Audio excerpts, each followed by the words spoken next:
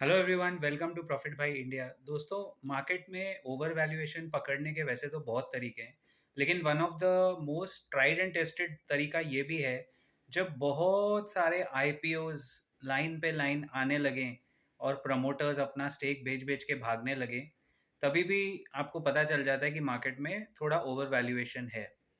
Globally इतना नहीं हो रहा है, लेकिन हमारे मार्केट में ओवर वैल्यूएशन तो मैं फिलहाल नहीं कहूँगा, because Nifty has stayed flat for the last 1 year. लेकिन कुछ सर्टन पॉकेट्स में ओवर वैल्यूएशन है, सेक्टर बाय सेक्टर। खैर, आज का वीडियो ये बताने के लिए है कि क्या सारे आईपीओ स्कैम है? नहीं, ये भी गलत है। We don't need extreme reactions in the market. ना सारे आईपीओ सही है, ना सारे आईपीओ गलत है। तो फिर आखिर आईपीओ को जज करने का मेट्रिक क्या है? Is it true that IPOs have become the new scam in the market? Well, at the cost of sounding rude, I would like to say yes, it is true. Because कोई authority नहीं है। ये merchant bankers, क्या होता है कि merchant bankers को अगर आप जाके बोलते हो कि मुझे मेरा आईपीओ लाना है, तो जितना हाई वैल्यूएशन वो मर्चेंट बैंकर दिखाएंगे, उतना उनका कट यानी उनका कमीशन बनेगा। इस चक्कर में एक लेंसकार्ट जैसी कंपनी 200 प्लस के प्राइस टू अर्निंग पे आ जाती है।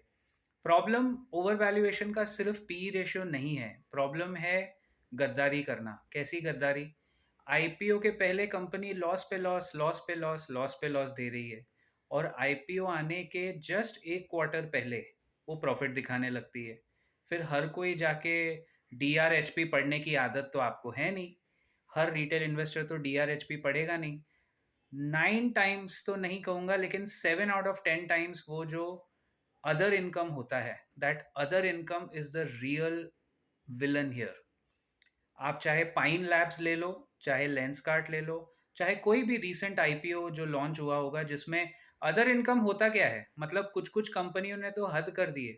कोई पेमेंट रुका के रखी थी, वो पेमेंट आई भी नहीं है, आने वाली है, एक्सपेक्टेड है, बैलेंस शीट में दिखा दिया अदर इनकम। किसी कंपनी ने अपना डेप्रिसिएशन कॉस्ट या कोई कॉस्ट कम किया था, वो उसको एज एन इनकम दिखा के other income. I mean guys, accounts check करना इसीलिए इम्पोर्टेंट होता है, बिकॉज जब आप किसी कंपनी को एनालाइज कर रहे हो आईपीओ के पहले, आपको एक और नए स्कैम में फंसना नहीं है, क्योंकि कोई हमें बचाने के लिए नहीं आने वाला है इस देश में। हमें अपना स्वयं खुद की रक्षा खुद ही करनी है।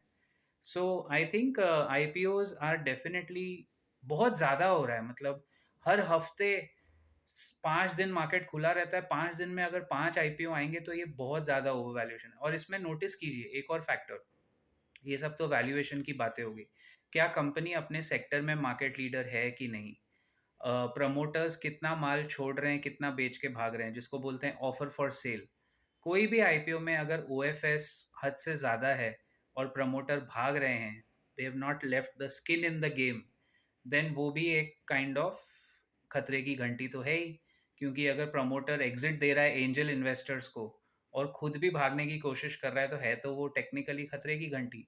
सो ऐसे बहुत सारे फैक्टर्स मिला जुला के एक आईपीओ बनता है। लेकिन मुझे तो फर्मली ऐसा लग रहा है कि जो भी what ever authority is responsible, जो भी है, उनको आईपीओस के लिए ये सब चेंज पता है कब से हुआ? जब से पहले सेबी का रूल होता था कि only profit making companies will list in the market.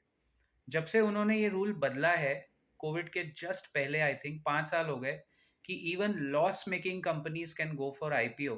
तब से ये रिटेल इन्वेस्टर्स की एक तरह से दिक्कत शुरू हो गई। और ये वाला लॉस तो सेबी को दिखेगा नहीं। इनको क्या दिखेगा? एफएनओ में 90% ट्रेडर्स आर लॉस मेकिंग, लेकिन ये आईपीओ वाला जो रिटेल इन्वेस्टर लेके फंस जाता है, वो तो दिखेगा नहीं। ना ही रजनीश वेलनेस जैसा दिखेगा, जो मैंने आपको पिछले वीडियो में आई ओपनिंग ट्रुथ बताया था, वो भी नहीं दिखेगा सेबी को। उनको तो खाली एफएनओ दिखेगा, एक्सपायरीज दिखेगी, डेट चेंज दिखेगा, और अपने माधवीपुरी बुच को कहाँ फिट करना है वो दिखेगा। I'll see you in the next video very soon. Let's hope for the best for our markets.